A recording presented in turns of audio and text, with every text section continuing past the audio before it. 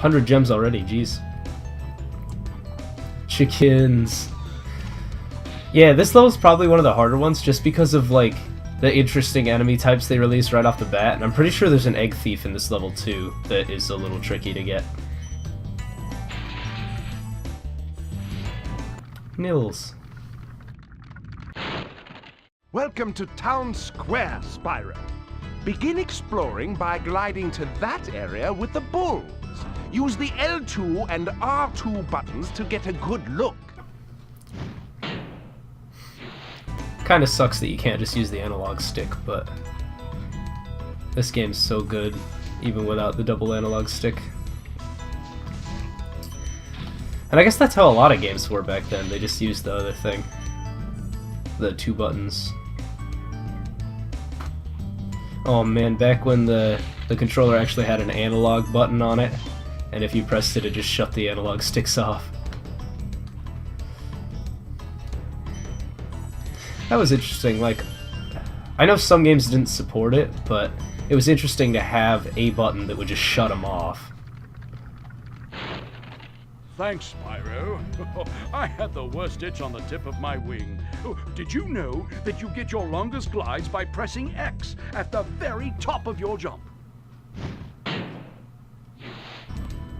I guess some of the dragons look similar, because he looked an awful lot like the guy I rescued out front of the dragon mouth. But they had a different voice, which is cool.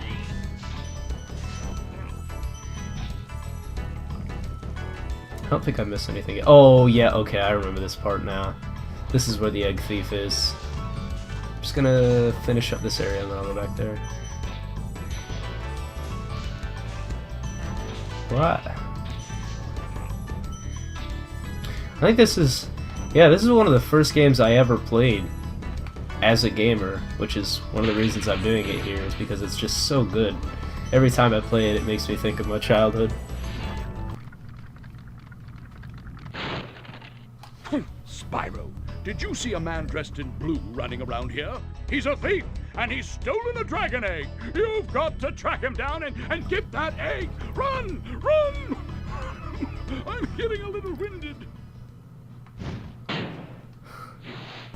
Sorry if I'm a little, oh man, this game is the greatest nostalgia city, but I just really enjoy this game. But that dragon was talking about the egg thief, which is right up here, and he makes that annoying noise. And as a kid, these were very difficult, especially on this level, because you could fall off the edge up there, and he would just jump right over that gap, and then you'd kind of have to wait. But they're not too difficult, especially in the first areas. Later on, they get a little trickier. There's one in the desert area that's annoying because he's right next to a pit of water, and the water hurts you.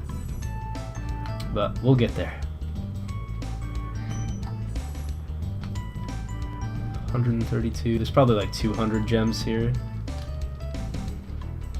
Usually rounds pretty evenly to 100 or so. That's another thing I love about these levels is how open they are. Like, this area would normally be like, it looks like it's just decorative, like all the castles and stuff, but you can actually like get up here and collect things, which is awesome.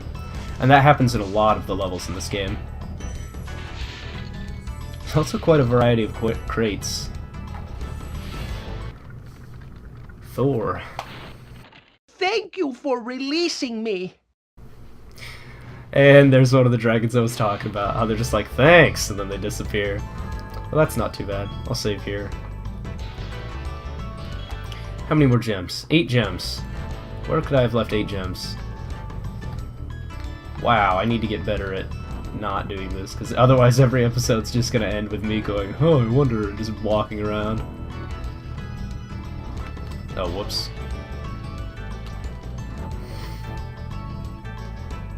I could always fast forward. I don't think that'll be necessary though. The levels are pretty tiny. Not tiny, but like fairly small. Not too big, not too small. A lot of the gems are really well hidden though, especially in later levels, like the the Magic Keeper's world. The Magic Keeper's world is just a pain, but it has one of the coolest aesthetics. Whoops.